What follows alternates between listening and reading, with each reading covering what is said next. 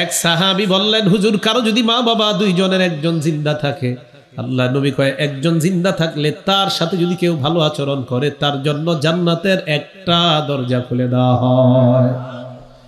তাদের সাথে উত্তম আচরণ করা, ভালো কথা বলা। যারা দূরে থাকেন, ফজরের নামাজের পর যখন কাজে যান, আপনি ঢাকা থাকেন, কাজে যাওয়ার আগে আপনি আব্বা আম্মাকে ফোন দেন, ফোন দিয়ে বলেন, আব্বা কাজে যাচ্ছি, আম্মা কাজে যাচ্ছি, ভালো আছেন, ওষুধ লাগবে, পান সুপারি আছে, এই একটু ভালো কথা বইলে আপনি রওনা করলেন। নবীজি বলেন, এই যে একটু ভালো কথা মা বাবার সাথে বলা, সাথে সাথে জান্নাতের দুইটা দরজা খুলে যায়। এগুলো আয়াতের 2 নম্বর বিষয়, পিতা মাতার প্রতি সদাচরণ করা। 3 নম্বর, ওয়াবিজিল কোরবা ওয়াবিল ওয়ালিদাইনি ইহসানা ওয়াবিজিল কোরবা, নিকট আত্মীয়ের প্রতি সদাচরণ করা। আপনার প্রতিবেশী নিকট আত্মীয় যারা, তাদের প্রতি আপনি সদাচরণ করবেন। মনে রাখবেন, আপনি আল্লাহকে বিশ্বাস করেন আর আখিরাতকে বিশ্বাস করার পরিচয় হলো আত্মীয়ের সাথে আপনি সম্পর্ক রক্ষা করা। আপনাদের এলাকার কেউ যদি আত্মীয়র সাথে সবচেয়ে ভালো সম্পর্ক রক্ষা করে, হাদিসের ভাষা অনুযায়ী তিনি আল্লাহকে খুব বেশি বিশ্বাস করে আর আখিরাতকেও খুব বেশি বিশ্বাস করে। আল্লাহুম্মা বারিক আলা মুহাম্মাদি ওয়া আলা আলি মুহাম্মাদ কামা বারাকতা আলা ইব্রাহিম ওয়া আলা আলি ইব্রাহিম ইন্নাকা হামিদুম মাজিদ। পারধল্লাহ হযরত ফাতেমাতুজ জোহরা রাদিয়াল্লাহু তাআলা আনহা, মহিলা মাদ্রাসা ও ইতিমখানা, নাগরপুর, টাঙ্গাইলের হিফজ সমাপনকারী ছাত্রীদের অভিভাবকদের পাগড়ি প্রদান উপলক্ষে 7ম বার্ষিক ওয়াজ দোয়ার মাহফিলের প্রধান মেহমান শাহ হাকিম মোহাম্মদ আক্তার সাহেব রহমতুল্লাহ আলাইহির সুযোগ্য খলিফা হযরত হাফেজ মাওলানা মুফতি শাহ মোহাম্মদ সাইদ নূর দামাত বরকাতুহুম শেখুল হাদিস, জামিয়া রশিদিয়া গোবিন্দল মাদ্রাসা, সিংগাইর, মানিকগঞ্জ। আজকে গুরুত্বপূর্ণ আলোচনা পেশ করবেন শেখুল ইসলাম আল্লামা শাহ আহমদ শফি রহমতুল্লাহ আলাইহির সুযোগ্য খলিফা হযরত মাওলানা আব্দুল খালেক শরীয়তপুরী, ঢাকা। আর উলামায়ে কেরাম আলোচনা পেশ করবেন।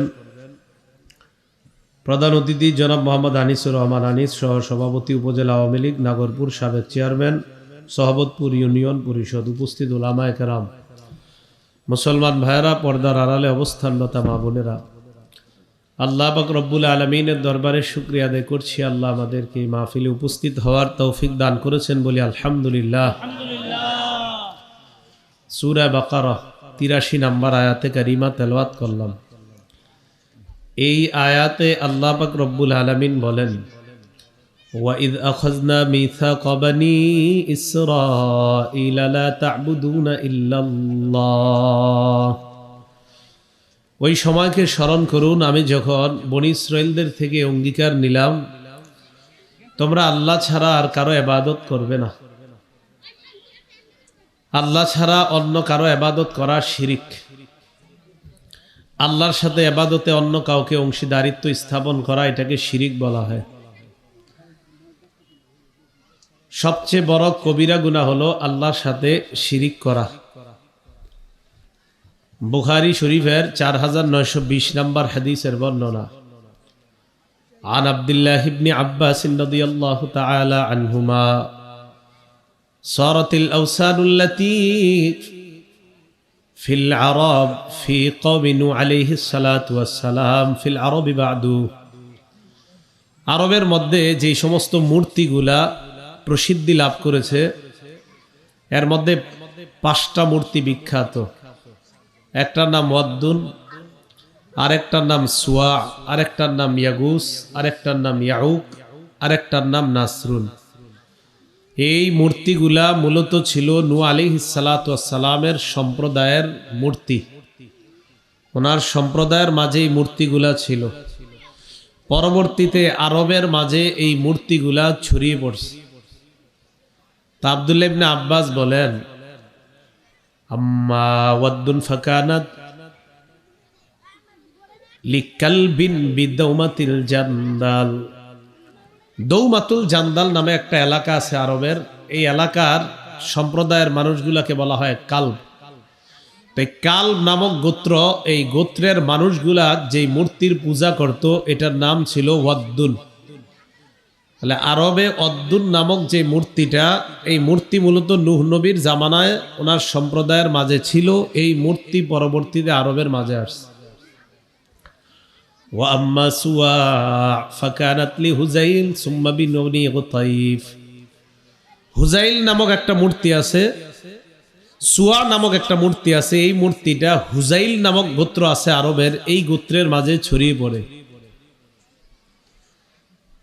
ওয়াম্মা ইয়াগুস ফাকানাত লিমুরাদ। ইয়াগুস নামক মূর্তিটা মুরাদ নামক গোত্রের মাঝে ছড়িয়ে পড়ে। ওয়াম্মা ইয়াউক ফাকানাত লিহামদান। ইয়াউক নামক মূর্তিটা আরবের হামদান নামক গোত্রের মাঝে ছড়িয়ে পড়ে। ওয়াম্মা নাসরুন ফাকানাত লিহিময়ার। নাসরুন নামক মূর্তিটা আরবের হিময়ার নামক গোত্রের মাঝে ছড়িয়ে পড়েছে। তাহলে বলেন তো, আরবে এই যে 5 মূর্তি ছড়িয়ে পড়েছে, এগুলা কি মূলত আরবের মূর্তি না নূহ নবীর সম্প্রদায়ের মাঝে ছিল? এগুলা নূহ নবীর সম্প্রদায়। ওই মূর্তিগুলা পরবর্তীতে আরবের মাঝে প্রসিদ্ধি লাভ করেছে। তো আব্দুল্লাহ ইবনে আব্বাস বলেন, আসমা রিজালিন সালিহিনা, যেই 5টা মূর্তির নাম বললাম, এই 5টা মূলত মূর্তির নাম ছিল না, এই 5 জন মূলত আল্লাহর ওলির নাম ছিল। বলেন 5টা মূর্তির নাম, এগুলা কাদের নাম ছিল? আল্লাহর ওলি। ফালাম্মা হালাকু, আল্লাহর ওলিরা যখন মারা যায়, আওহাশ শায়তানু ইলা কওমিহিম আনিনসিবু ইলা মাজালিসিহিম আল্লাতী কানু ইয়াজলিসুনা আনসাবা। আল্লাহর ওলিরা মারা যাওয়ার পর শয়তান তাদের সম্প্রদায়ের কাছে এসে কুমন্ত্রণা দেয়। আল্লাহর ওলিরা যেই সব জায়গায় বসে ভালো ভালো কথা বলতো, তোমাদের সামনে ভালো ভালো আলোচনাগুলা করতো, ওই জায়গায় 5টা মূর্তি বানাও। ওয়াসাম্মুহা বিআসমাইহিম, এই মূর্তিগুলার নাম এই আল্লাহর ওলিদের নামে তোমরা নাম রাখবা। বলেন নাউজুবিল্লাহ। আল্লাহর ওলিরা যেখানে বৈশা তোমাদেরকে ভালো ভালো কথা বলতো, এই সব জায়গায় তোমরা 5টা মূর্তি বানাও। এই 5 মূর্তির নাম দিবা 5 আল্লাহর ওলির নামে। ইবলিসের কথা অনুযায়ী জনগণ 5টা মূর্তি বানায়। একটা মূর্তির নাম দেয় ওয়াদ্দুন, আর একটার নাম সুয়াউন, আর একটার নাম ইয়াগুস, আর একটার নাম ইয়াউক, আর একটার নাম নাসরুন। এইভাবে মূর্তি 5টার নাম 5 জন আল্লাহর ওলির নামে করে দেয়। তখনও পর্যন্ত এই 5 মূর্তির ইবাদত করা হয় না। মূর্তি স্থাপনকারীরা যখন মারা যায়, মারা যাওয়ার পর তাদের পরবর্তী জেনারেশন দুনিয়াতে আসার পর ইবলিস তাদেরকে কুমন্ত্রণা দেয়, তোমাদের বাপ দাদারা এই মূর্তিগুলা বানিয়েছে, অতএব তোমরা এগুলার সামনে সিজদা দাও। পরবর্তী প্রজন্ম এই মূর্তির সামনে সিজদা দেওয়া শুরু করছে। এখন আপনাদের কাছে আমার জানার সেটা হলো, বলেন তো, দুনিয়াতে সর্বপ্রথম মূর্তি বানানো হয় খারাপ মানুষের নামে না আল্লাহর ওলিদের নামে? এই ইবলিসের এই জায়গায় হলো সফলতা। ইবলিস মানুষের দুর্বলতাকে কাজে লাগায়া নেক সুরতে মানুষকে শিরিক করায়। যে সমস্ত মাজারে আল্লাহর ওলিরা ঘুমিয়ে আছেন, শাহজালাল রহমতুল্লাহর মাজার সহ যত মাজারে আল্লাহর ওলিরা ঘুমিয়ে আছে, এই আল্লাহর ওলিদের মাজারে যদি কেউ সেজদা দেয়, সে আবেগ নিয়ে সেজদা দেয় আল্লাহর ওলিদের মাজারে। কেন? ইবলিস তারে বুঝায় না আল্লাহর ওলি আছে, এখানে সেজদা দাও।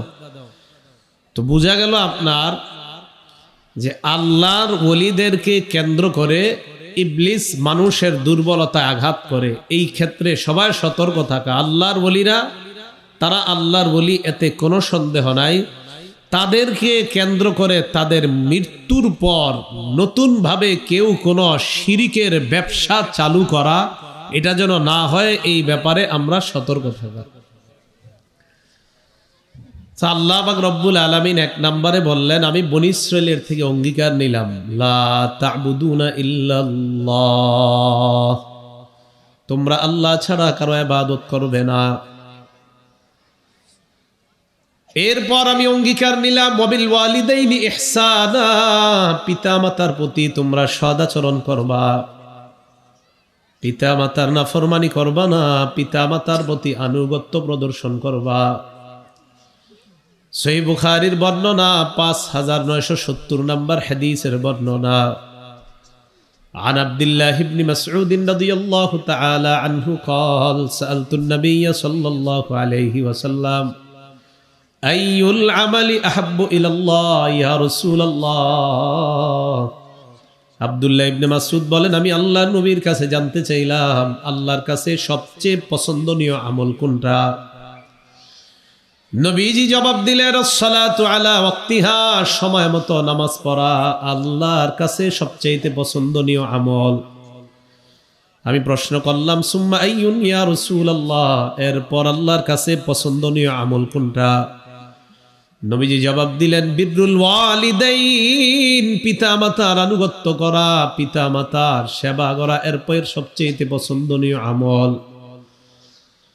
এরপর আমি প্রশ্ন করলাম, সুম্মাইয়ুন ইয়া রাসূলুল্লাহ, এরপর আল্লাহর কাছে সবচেয়ে পছন্দনীয় আমল কোনটা। নবীজি জবাব দিলেন, আল জিহাদু ফি সাবিলিল্লাহ, আল্লাহর রাস্তায় জিহাদ করা।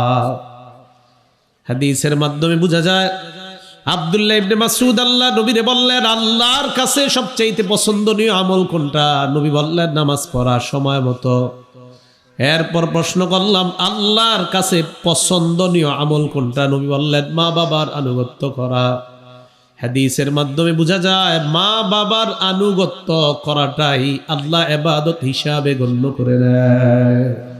প্রিয় আমল, মা বাবার সাথে ভালো একটা কথা বললেন, আপনি একটা সালাম দিলেন, নরম ভাষায় তাদের সাথে আপনি কথা বললেন, এই আমলটাই আল্লাহ শ্রেষ্ঠ প্রিয় আমল হিসাবে গণ্য করে নেয়। সহিহ বুখারীর 5971 নম্বর হাদিসের বর্ণনা।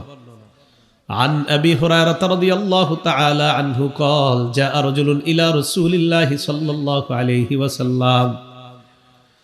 এক ব্যক্তি আল্লাহ রাসূলের কাছে আসলেন, আসার পর বললেন, ইয়া রাসূলুল্লাহ মান আহাক্কুন নাস বিহুসনি সাহাবাতি। ইয়া রাসূলুল্লাহ, এই পৃথিবীর মধ্যে আমি সবচাইতে কার সাথে ভালো আচরণ বেশি করব, আমার কাছে সবচাইতে ভালো আচরণ পাওয়ার যোগ্যকে আপনার কাছে জানতে চাই। নবীজি জবাব দিলেন, উম্মুকা, তোমার মা। আমি আবার প্রশ্ন করলাম, সুম্মা আইয়ুন, এরপর কে। নবী বললেন উম্মুকা, তোমার মা। তিনি আবার প্রশ্ন করলেন, সুম্মা আইয়ুন, এরপর কে। নবী বললেন উম্মুকা, তোমার মা। তিনি আবার প্রশ্ন করলেন, সুম্মা আইয়ুন, এরপর কে। আল্লাহ নবী বললেন আবুকা, তোমার বাবা।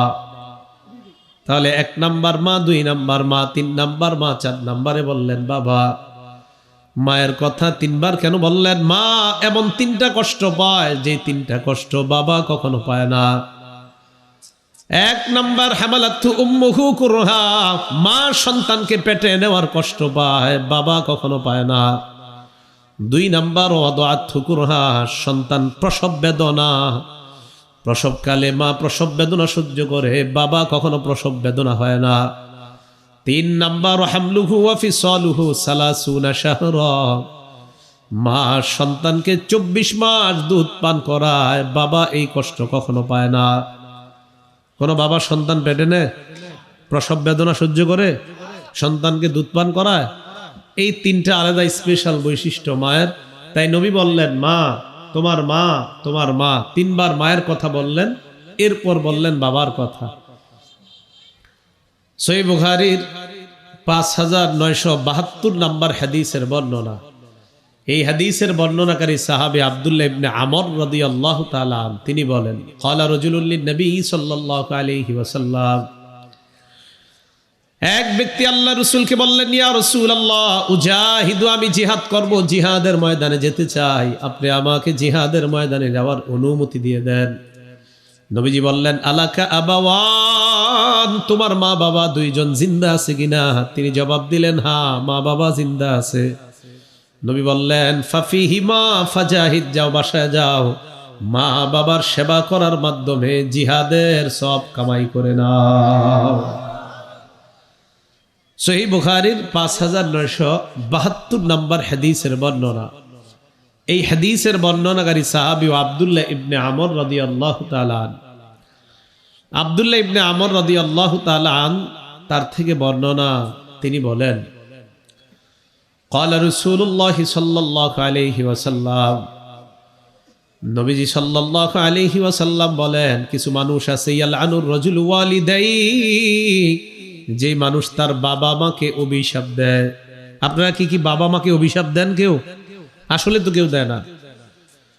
সাহাবারা প্রশ্ন করলেন, ইয়া রাসূলুল্লাহ কাইফা ইয়ালআনুর রাজুলু ওয়ালিদাই, সন্তান আবার মা বাবাকে কিভাবে অভিশাপ দেয় আপনার কাছে জানতে চাই।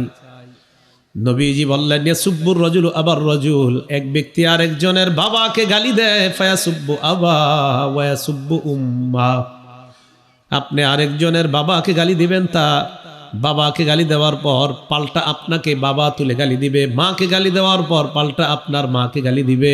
আল্লাহ নবী বলেন, কেন তুমি আরেকজনকে গালি দিয়ে নিজের বাবা মাকে গালি শোনাইলা? এটাই হলো মা বাবাকে অভিশাপ দেওয়া। আপনি আরেকজনের মা বাবার তাদেরকে গালি দিবেন, তো তিনি পাল্টা আপনাকে গালি দিবে, এর মানে কেমন যেন আপনি আপনার মা বাবাকে গালি খাওয়াইলেন। নবীজি বলেন, এটাই তুমি তোমার মা বাবাকে অভিশাপ দিলা। নাউজুবিল্লাহ। এক ব্যক্তি নবীজির কাছে আসছে, মুআবিয়া ইবনে জাহিমা রাদিয়াল্লাহু তাআলা নবীজির সামনে আসছে। আসার পর কই, ইয়া রাসূলুল্লাহ কুনতু আরাদতুল জিহাদ মাআকা ফি সাবিলিল্লাহ, আমার মনের ইচ্ছা আমি আপনার আশেপাশে থেকে জিহাদের ময়দানে লড়াই করতে চাই। নবীজি তাকে প্রশ্ন করলেন, আহাইয়াতুল উম্মুকা, তোমার মা জীবিত আছে কিনা? তিনি জবাব দিলেন, আমার মা জীবিত আছে। নবী বললেন, ইরজি ফাবাররাহা, বাসায় যাও, মায়ের সেবা করো। তিনি আবার আল্লাহ নবীর আরেক পাশ দিয়ে আসলেন। আসার পর বললেন, ইয়া রাসূলুল্লাহ, আমি জিহাদের ময়দানে আপনার আশেপাশে থেকে লড়াই করতে চাই। নবীজি বললেন, আহাইয়াতুল উম্মুকা, তোমার মা জিন্দা আছে কিনা? কয় হ্যাঁ। নবীজি বললেন, ইরজি ফাবাররাহা, যাও, বাসায় যাও, মায়ের সেবা করো। আবার আল্লাহ রাসূল মুখ ঘুরিয়ে নিলেন। ওই সাহাবী বলেন, আমি আবার নবীর চেহারার সামনে গেলাম, যাওয়ার পর বললাম, ইন্নী আরাদতুল জিহাদা মাআকা আবতাগি বিযালিকা ওয়াজহাল্লাহ ওয়াদ দারাল আখিরা, আমি আপনার আশেপাশে থেকে জিহাদের ময়দানে লড়াই করতে চাই, আল্লাহকে চাই, আখিরাত চাই। নবীজি বললেন, আহাইয়াতুল উম্মুকা, তোমার মা জিন্দা আছে কিনা? তিনি জবাব দিলেন, হ্যাঁ।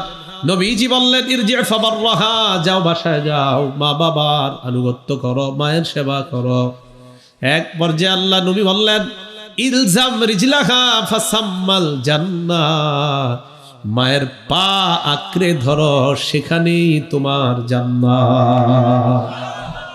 যাও, বাসায় যাও, মায়ের সেবা করো, পা আঁকড়ে ধরো, সেখানেই তোমার জান্নাত। রাসূলুল্লাহ সাল্লাল্লাহু আলাইহি সাল্লাম তাকে বলে দিলেন, মায়ের সেবা করো, সেখানেই তোমার জান্নাত। তো এই জন্য আমরা এই আয়াতে দ্বিতীয় নম্বরে জানলাম পিতা মাতার আনুগত্যের কথা আল্লাহ পাক রব্বুল আলামিন বললেন। সূরা বনী ইসরাঈলে আল্লাহ বলেন, ওয়াকাদা রাব্বুকা আল্লা তা'বুদু ইল্লা ইয়্যাহু ওয়া বিল ওয়ালিদাইনি ইহসানা, আপনার রব এই ফয়সালা করে দিয়েছেন, আল্লাহ তা'বুদু, তোমরা আল্লাহ ছাড়া কারো ইবাদত করবে না, ওয়া বিল ওয়ালিদাইনি ইহসানা, পিতা মাতার আনুগত্য করবা।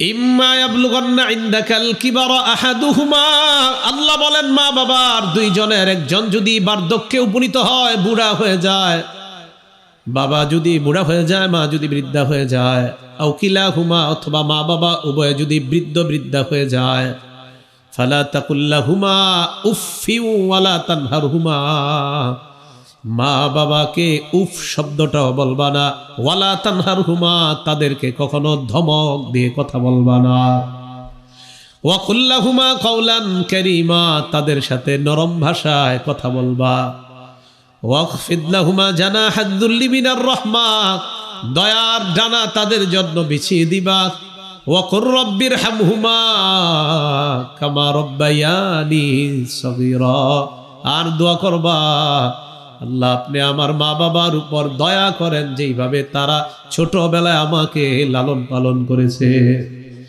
নবীজি বলেন, মা মিন মুসলিমিন লাহু ওয়ালিদানে মুসলিমান, কোন মুসলমানের যদি দুইজন মা বাবা জিন্দা থাকে, ফায়ুহসিনু সুহবাতাহুমা, সকালবেলা যদি ওই মা বাবার সাথে উত্তম আচরণ করে কোন মুসলমান, আপনার আব্বা আম্মা জীবিত আছে, সকালের দিনটা শুরু হয়েছে কিভাবে, ফজর পড়লেন, কোরআন পড়লেন, মা বাবার সাথে একটু সুন্দর কথা বললেন, নবীজি বলেন সাথে সাথে তার জন্য জান্নাতের দুইটা দরজা খুলে যায়।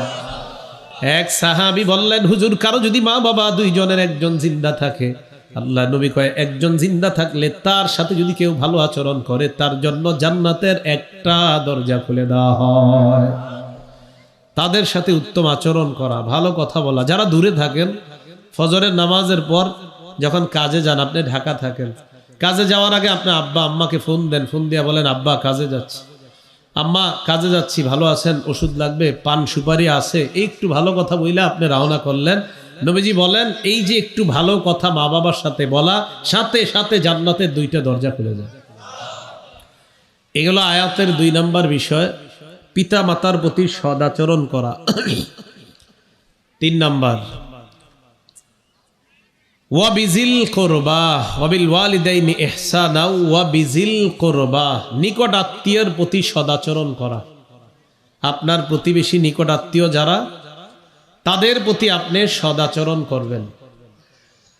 মনে রাখবেন, আপনি আল্লাহকে বিশ্বাস করেন আর আখিরাতকে বিশ্বাস করার পরিচয় হলো আত্মীয়ের সাথে আপনি সম্পর্ক রক্ষা করা।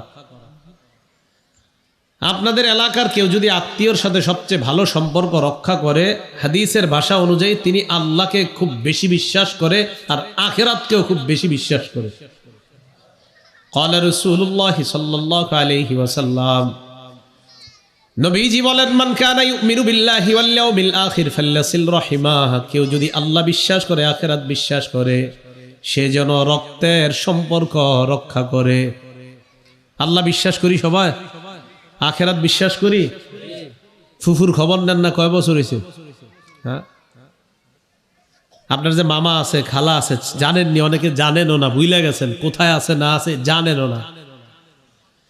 অসুস্থ হইলে তো দেখতে যাওয়া জোরের কথা, আপনি তো জানেনই না এরা এখন কি ঢাকায় থাকে না দেশে থাকে, ইডে জানেন না আপনি। নবীজি সাল্লাল্লাহু আলাইহি সাল্লাম বলেন মান কানা ইউমিনু বিল্লাহি ওয়াল ইয়াউমিল আখির ফাল্যাসিল রাহিমা, কোন ব্যক্তি যদি আল্লাহকে বিশ্বাস করে, আখিরাত বিশ্বাস করে, সে যেন রক্তের সম্পর্ক রক্ষা করে। এগুলো 1 নাম্বার কথা রক্তের সম্পর্কের ব্যাপারে। 2 নাম্বার, কোন ব্যক্তি যদি রক্তের সম্পর্ক রক্ষা করে, কেমন যেন সে আল্লাহর হুকুমের পূর্ণ আনুগত্য করে। আল্লাহ বলেন সূরা রাদ, ওয়াল্লাযীনা ইয়াসিলুনা মা আমারাল্লাহু বিহি আইয়ুসালা والذين يصلون ما أمر الله به أن يوصل ويخشون ربهم ويخافون سوء الحساب, যারা ওই বিষয় রক্ষা করে যা আল্লাহ রক্ষা করার আদেশ করেছেন। আবার বুঝেন, আল্লাহ যা রক্ষা করার আদেশ করেছেন, তারা যা রক্ষা করে। কোন জিনিসটা কয়? আল্লাহ যা রক্ষা করার আদেশ করেছেন। কি রক্ষা করার আদেশ করেছেন? রক্তের সম্পর্ক, আত্মীয়তার সম্পর্ক রক্ষা করার আদেশ করেছেন কে? আপনি যদি আপনার রক্তের সম্পর্ক রক্ষা করেন, আল্লাহ পাক রব্বুল আলামিনের আনুগত্য আপনি প্রদর্শন করলেন। ভাই ভাই কথা বলে না, এই ভাই ভাই কথা না বলার কারণে ভাতিজাও চাচার সাথে কথা বলে না, ভাতিজাও চাচাকে সালাম দেয় না।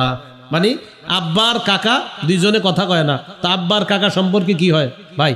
তো যেহেতু আমার আব্বা আমার কাকার সাথে কথা বলে না, এই জন্য আমিও কাকারে সালাম দিই না রাস্তাঘাটে দেখি, কারণ আমার কাকার সাথে আব্বার একটু সম্পর্ক সমস্যা আছে, তাই আমি আমার কাকারে সালাম দেই। কেন আপনার সাথে সমস্যা হয়েছে কি কাকার, সেটা বলেন।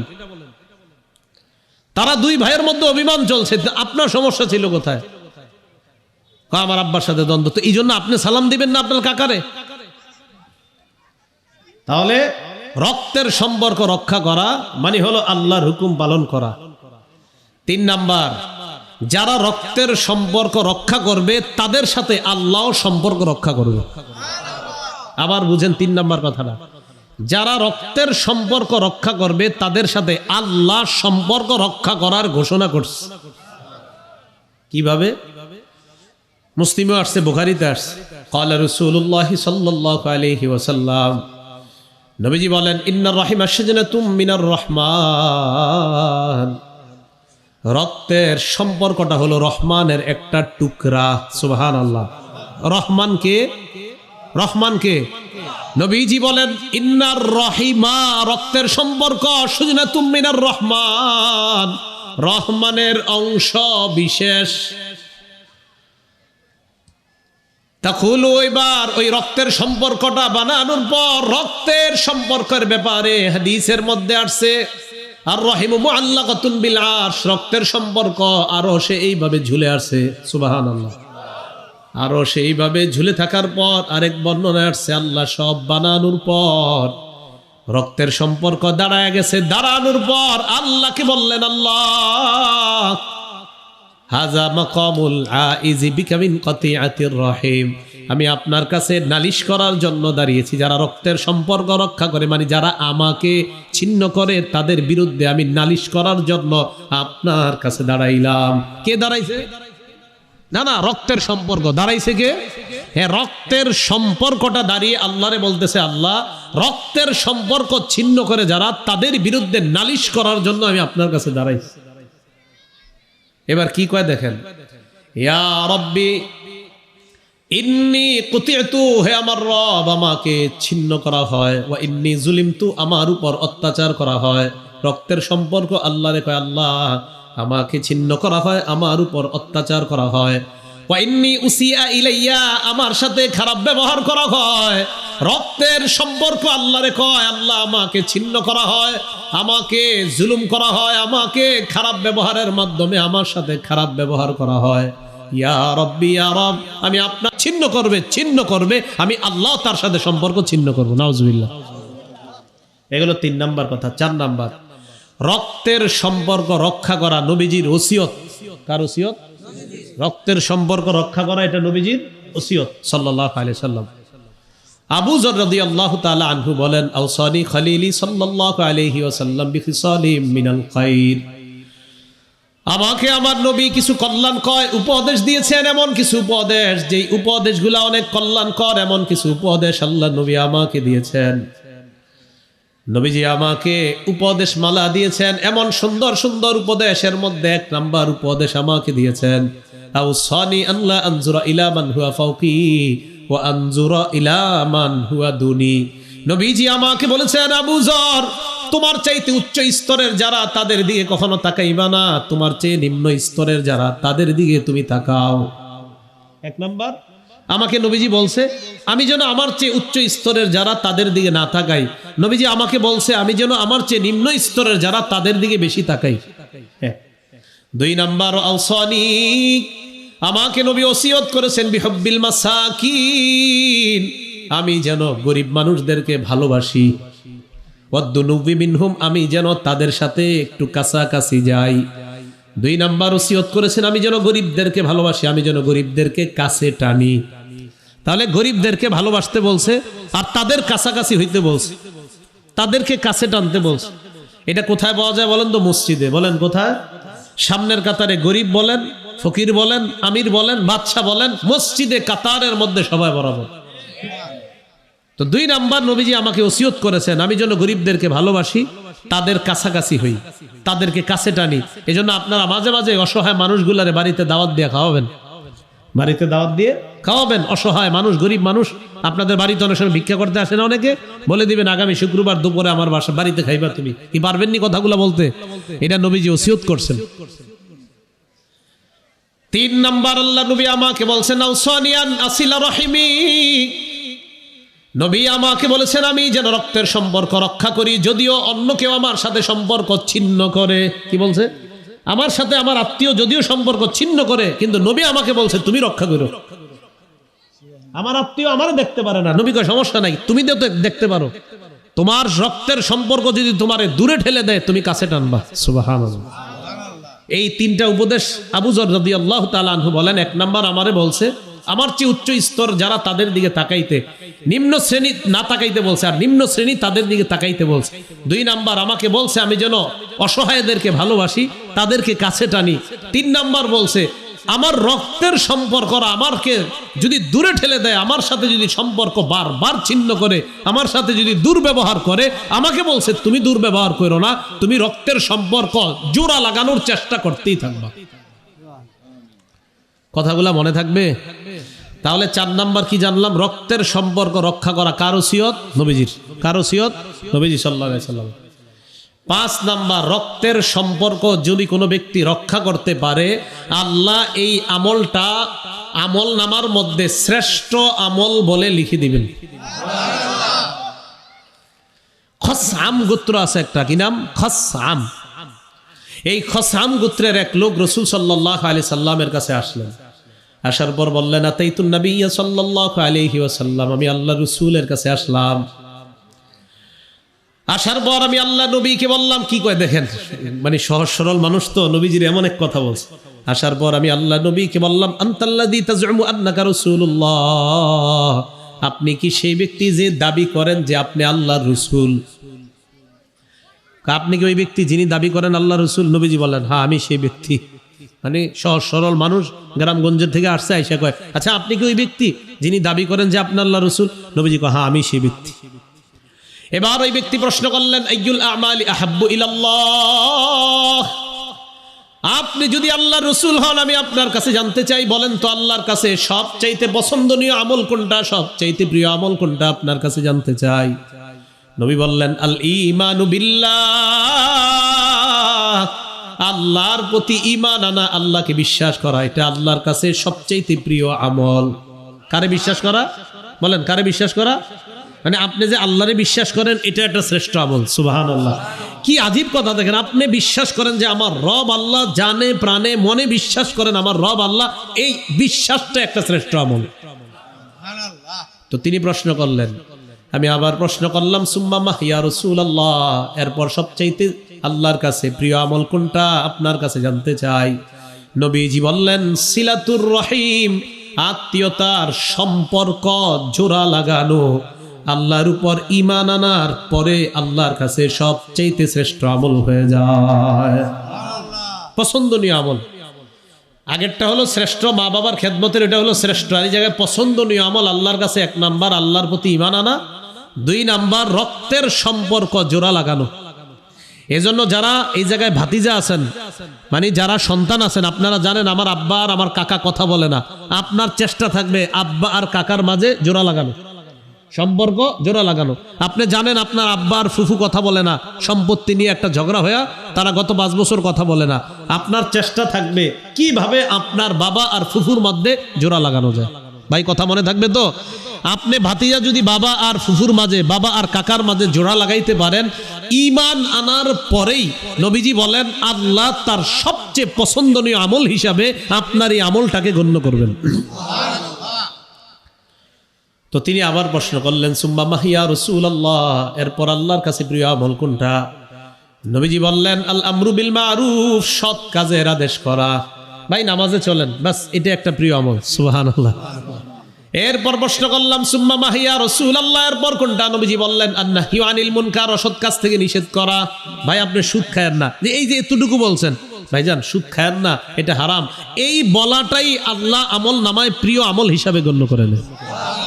একটু বলতে তো পারেন না, এটাও কন না আপনারা, কন কি হ্যাঁ সুদ খাইলে আমার কি, এরকম কয় অনেকে, হ্যাঁ সুদ খাইলে আমার কি, এই কথাগুলো বললেন না। আপনি অন্তত বুঝাইতে তো পারেন, 1 দিন 2 দিন প্রয়োজনে পায়ে ধরেন, তোমার পায়ে ধরি সুদ খায়ও না, এটাও পারেন। আপনার পায়ে ধরাতে যদি একটা মানুষ সুদ থেকে ফিরে আসে আর জান্নাতি হয়ে যায়, আপনি কি মনে করেন তিনি জান্নাতে যাবে আর আপনি যাবেন না? আরে আপনার মাধ্যমে একজনকে হেদায়েত দেওয়া আরবের লাল ওট আপনার মালিকানায় আসার চাইতে উত্তম। হ্যাঁ, সহিহ বুখারীর 4210 নম্বর হাদিসের স্পষ্ট বর্ণনা, লা ইয়াহদিয়াল্লাহু বিকা রাজুলান ওয়াহিদা খায়রুল লাকা মিন আইয়াকুনা লাকা হুমুরুন নাম, তোমার মাধ্যমে একটা মানুষ সৎ পথে চলে আসা, হেদায়েত দিয়ে দেওয়া, আরবের লাল ওট মালিকানায় তোমার মালিকানায় আসার চাইতেও আরো কোটি গুণ বেশি দামি। তাহলে বলেন সম্পর্ক জোড়া লাগানোর চেষ্টা করবো তো ইনশাআল্লাহ। আল্লাহ তৌফিক দান করেন। 6 নাম্বার, রিজিকে আর হায়াতে বরকত চান কারা কারা? সবাই চান? কয়টা কথা বললাম? রিজিক আর আচ্ছা বলেন তো, কে চায় না যে আমি একটু হালাল বেশি রিজিক কামাই করি? এটা তো সবাই চায়, ঠিক না? আরে হালাল রিজিক কামাই করা এটা খারাপ না, এটা তো ভালো। কেউ যদি চান তার রিজিকে বরকত হোক আর হায়াতে বরকত হোক। কিসে বরকত হোক? রিজিকে আর হায়াতে। নবীজি সাল্লাল্লাহু আলাইহি সাল্লাম বললেন, একটা আমল বাড়ায়া দাও, তোমার রিজিকেও বরকত হবে, হায়াতেও বরকত হবে। কয়টা আমল? একটা। ক্বালা রাসূলুল্লাহ সাল্লাল্লাহু আলাইহি ওয়াসাল্লাম, নবীজি বলেন, মান সাররাহু আইয়ুবসাতা লাহু ফি রিজকিহি ওয়া ইয়ানসা লাহু ফি আসরিহি, কোন মানুষ যদি চায় তার রিজিকের মধ্যে বরকত হোক, হায়াতের মধ্যে বরকত হোক, ফাল্যাসিল রাহিমা, ওই ব্যক্তি যেন রক্তের সম্পর্ক রক্ষা করে। রক্তের সম্পর্ক, আত্মীয়তার সম্পর্ক যত জোড়া লাগাবে তত তার রিজিকে আর হায়াতের মধ্যে আল্লাহ বরকত দিয়ে দিবেন। তাহলে আপনারা বলেন, আমি প্রশ্ন করি, বলেন রিজিক বাড়ার আমল কি? আত্মীয়তার সম্পর্ক রক্ষা। বলেন রিজিক বাড়ার আমল কি? হায়াত বাড়ার আমল কি? আত্মীয়তার সম্পর্ক রক্ষা। 7 নাম্বার, রক্তের সম্পর্ক যারা রক্ষা করবে, মনে করেন আপনি রক্ষা করবেন রক্তের সম্পর্ক, আপনার আত্মীয় স্বজন যারা আছে তাদের দিলের মধ্যে আপনার প্রতি ভালোবাসা আল্লাহ তৈরি করে দিবেন। না বুঝেন নাই মনে হয়, আবার বলছি, রক্তের সম্পর্ক জোড়া লাগানোর চেষ্টা যদি আপনি করেন, আপনার আত্মীয় স্বজন যারা আছে তাদের অন্তরে আল্লাহ আপনার প্রতি ভালোবাসা তৈরি করে দিবেন। ক্বালা রাসূলুল্লাহ সাল্লাল্লাহু আলাইহি ওয়াসাল্লাম, নবীজি বলেন, মানিত্তাকা রাব্বা, যে ব্যক্তি তার রবকে ভয় করে, ওয়া ওয়াসালা রাহিমা, রক্তের সম্পর্ক রক্ষা করে। কয়টা কাজ? 2টা। বলেন কয়টা? 1 নাম্বার রবকে ভয় করে, 2 নাম্বার ওয়া ওয়াসালা রাহিমা, রক্তের সম্পর্ক রক্ষা করে। নুসিআ লাহু ফি আজলিহি, তার মরণের ব্যাপারটা আল্লাহ পাক রব্বুল আলামিন দেখেন, এর মানে তার হায়াত আল্লাহ বাড়ায়া দেন। 2 নাম্বার ওয়াসুরিয়া লাহু মালুহু, কি কয় দেখেন, তার সম্পদ আল্লাহ বাড়ায়া দেয়। সম্পদ, আপনি আত্মীয়র জন্য মালটা নিবেন 200 টাকার, আপনি বুঝবেন না 200 কমতেছে বাড়তেছে। আপনি আপনার আত্মীয় সম্পর্ক রক্ষা করার জন্য 200, 300, 1000 টাকার কিছু নিয়ে গেলেন, 1000 কি কমলো না পকেট থেকে? আসলেই তো কমলো। নবীজি কয় না না, কমে নাই, অন্য দিক দিয়ে তোমার মাল বাড়তেছে, তুমি জানো না। ওয়াসুরিয়া লাহু মালুহু, তার সম্পদ বৃদ্ধি পাবে। ওয়া আহাব্বাহু আহলুহু, তার আত্মীয় স্বজন সবাই তাকে ভালোবাসা শুরু করবে। এগুলো 7 নাম্বার। 8 নাম্বার, দুনিয়ার মানুষের জীবন, দুনিয়ার মানুষ যারা, তাদের জীবন বাড়ার শ্রেষ্ঠ উপায় রক্তের সম্পর্ক রক্ষা করা। এখানে আবার নবীজি হাদিসের মধ্যে 3টা আমল বলছে। বলেন কয়টা আমল?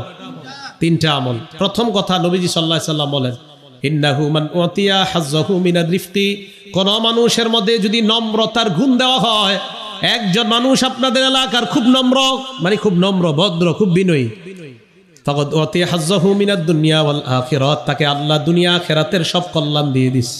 সুবহানাল্লাহ। আপনার সাথে একজন খালি ঝগড়া করতে চায়, কিন্তু আপনি না, ভাই আমি ঝগড়া পারি না ভাই, জান। নবীজি কয়, কেউ যদি নম্রতার গুণ আল্লাহর থেকে পেয়ে যায়, সে দুনিয়া আখিরাতের সব পেয়ে গেছে। এরপর আল্লাহ নবী কয়, 3টা আমল হায়াত বাড়ায়, রিজিক বাড়ায়, দুনিয়ার মানুষের, পৃথিবীবাসী যারা আছে তাদের জীবনেও তাদের হায়াত বৃদ্ধি করে দেয়। 3টা আমল। কয় আমল? 1 নাম্বার হুসনুল খুলকি, উত্তম আখলাক। উত্তম আখলাক মানে ভালো আখলাক, উত্তম আখলাক এটা প্রদর্শন করা, ভালো আখলাক এটা প্রদর্শন করা। আরেকটা কি? ওয়াসিলাতুর রহিমি, রক্তের সম্পর্ক রক্ষা করা। একটা হলো রক্তের সম্পর্ক রক্ষা করা, আরেকটা উত্তম আচরণ। 3 নাম্বার উত্তম কথা বলা মানুষের সাথে। ইয়াজিদানে ফিদ দিয়ার, ইয়াজিদানে দিয়ার, ইয়াজিদ, দেখেন কি বলে, ইয়াজিদানে দিয়ার ওয়া ফিল আমার, কয় দুনিয়াবাসীকেও আল্লাহ তাদেরকে ভরপুর বরকত দান করে। আর যেই এলাকার মানুষ যত বেশি রক্তের সম্পর্ক রক্ষা করবে, যত বেশি সুন্দর আচরণওয়ালা হবে, ওই মানুষগুলার জীবনে আল্লাহ তত বেশি বরকত দান করবে। 9 নাম্বার, রাসূলুল্লাহ সাল্লাল্লাহু আলাইহি ওয়াসাল্লাম বলেন যে আমি যে আল্লাহর আনুগত্য করি, এই আল্লাহর আনুগত্য করার পর সবচাইতে দ্রুত যেই সওয়াবটা আমি আশা করি সেটা রক্তের সম্পর্ক। রক্তের সম্পর্ক, এই সম্পর্কটা জোড়া লাগাইলে যত দ্রুত সওয়াবের আমি আশা করি, এর চেয়ে অন্য কোনো আমল এতটা দ্রুত আশা করি না। রক্তের সম্পর্ক জোড়া লাগাইলে আমি আশা করি আজালা সাওয়াবাম মিন সিলাতির রাহিম। নবীজি বলেন লাইসা শাইউন উতিউল্লাহ ফিহি আজালা সাওয়াবাম মিন সিলাতির রাহিম। এমন কোনো জিনিস নাই যে আমি মানি না, আমি আল্লাহর সব হুকুম পালন করি, এই হুকুমগুলোর মধ্যে সবচাইতে দ্রুত আমার যেই সওয়াবটা আসে এটা হলো রক্তের সম্পর্ক জোড়া লাগানোর আমল যদি করতে পারি, এটা খুব দ্রুত সওয়াবটা হিসাবে। তাহলে রক্তের সম্পর্ক রক্ষা করব তো? তাহলে মামা মামি খালা তো ভাইগুলা ঠিকমতো আছে কিনা, বেঁচে আছে কিনা দুনিয়াতে, আজকে মাহফিলের পর খোঁজ নিবেন নি ইনশাল্লাহ? খোঁজ নিয়েন, একটু খোঁজ নিয়েন। এখন তো খোঁজ নেওয়া সহজ না? এখন সহজ। মোবাইলে ফোন দিয়া বললেন কেমন আছেন, কোথায় আছেন, ঠিকঠাক মতো পড়াশোনা চলতেছে কিনা, খাবার দাবার ঠিক মতো হচ্ছে কিনা, ঘরে কোনো সমস্যা আছে কিনা, এতটুকু কি বলতে পারেন না? অনেকে ভয়ে ফোন দেয় না, কয় যদি টাকা চায়। 10 নাম্বার, রাসূল সাল্লাল্লাহু আলাইহি সাল্লাম এক সাহাবীর সবচাইতে পছন্দনীয় একটা বাগানের ব্যাপারে কি বলে দেখেন। সহিহ বুখারীর বর্ণনা 1461 নাম্বার হাদিস, পরের সবগুলো হাদিস সৎকার ব্যাপারে। নবীজির সাহাবী আবু তালহা রাদিয়াল্লাহু তাআলা আন, তার ব্যাপারে আসছে। কানা আবু তালহা আকসারুল আনসারি বিল মাদিনাতি মালাম মিন নাখলিন। মদিনার আনসারী সাহাবীদের মধ্যে সবচেয়ে বেশি খেজুর বাগানের মালিক যিনি ছিলেন তার নাম আবু তালহা আনসারী রাদিয়াল্লাহু তাআলা আন। এই আবু তালহা আনসারী রাদিয়াল্লাহু তাআলা আনহুর একটা খেজুর বাগান ছিল। এই বাগানটার নাম হলো বাইরুহা। বলেন কি নাম? ওয়া কানাত মুস্তাকবিলাতিল মসজিদ। এই বাইরুহা বাগানটা মসজিদে নববীর একদম গেটের বরাবর ছিল। নবীজি কি করতেন? কানা ইয়াদখুলুহা রাসূলুল্লাহ সাল্লাল্লাহু আলাইহি ওয়াসাল্লাম ওয়া ইয়াশরাবু মিম্মা ইন ফিহা মিন তাইয়িবিন। নবীজি মসজিদ থেকে বের হয়ে আবু তালহার খেজুর বাগানে যাইতেন, আর নবীজি শীতল পানি সেখান থেকে পান করতেন, মিষ্টি পানি সেখান থেকে পান করতেন। এত পছন্দ করতেন ওই খেজুর বাগানটা, নবীজিও পছন্দ করতেন। বাগানের মালিকের নাম আবু তালহা। তো আল্লাহ কোরআনের আয়াত নাজিল করছে কি? লান তানালুল বিররা হাত্তা তুনফিকু মিম্মা তুহিব্বুন। 4 পারার শুরু পৃষ্ঠা একদম প্রথম লাইনটাই দেখবেন। তোমরা ততক্ষণ পুণ্য কামাই করতে পারবে না যতক্ষণ পছন্দনীয় জিনিসটা দান না করবা। আবু তালহা চিন্তা করলেন আমার পছন্দনীয় সবচাইতে শ্রেষ্ঠ জিনিস হলো আমার এই খেজুরের বাগান। নবীজির কাছে গেলেন, যাওয়ার পর বললেন ইয়া রাসূলুল্লাহ, আল্লাহ বলছে পুণ্য কামাই করতে চাইলে পছন্দনীয় জিনিসটা দান করার জন্য। ওয়া ইন্না আহাব্বা আমওয়ালি ইলাইয়া বাইরুহা, আমার কাছে সবচেয়ে পছন্দনীয় সম্পদ হলো আমার এই খেজুরের বাগানটা। ইন্নাহা সাদাকাতুন লিল্লাহ, এই মুহূর্তে আমি এই বাগান দান করে দিলাম। আপনার যেখানে মন চায় আপনি এই বাগানটা সেখানেই দিয়ে দেন। হুজুর খেজুরের বাগানটা দিয়ে দিলাম। নবীজি সাল্লাল্লাহু আলাইহি সাল্লাম বললেন তাই নাকি? হ্যাঁ। নবীজি বললেন বাহ বাহ মানে শাবাশ শাবাশ, যাকা মালুন রাবিহুন যালিকা মালুন রাবিহুন। এটাই হলো লাভজনক ব্যবসা, এটাই হলো লাভজনক ব্যবসা। সুবহানাল্লাহ। কি বললেন? এটাই হলো লাভজনক ব্যবসা। আর সাহাবী নবীজির কাছে এসে কি বলছে জানেন? ইন্নী উরিদু আজরাহা ওয়া যুখরাহা। এই জায়গাটা একটু বুঝেন।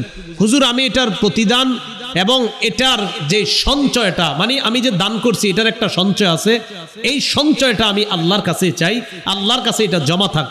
আল্লাহর কাছে কি থাক? জমা। এজন্য কিছু আমলের প্রতিদান এগুলা মানুষে বইলেন না, এগুলা চুপচাপ রাখেন, এটা আল্লাহর কাছে জমা রাখেন, মরণের পর নিয়ে নিন। আপনারা সব বইলা নষ্ট করে দেন।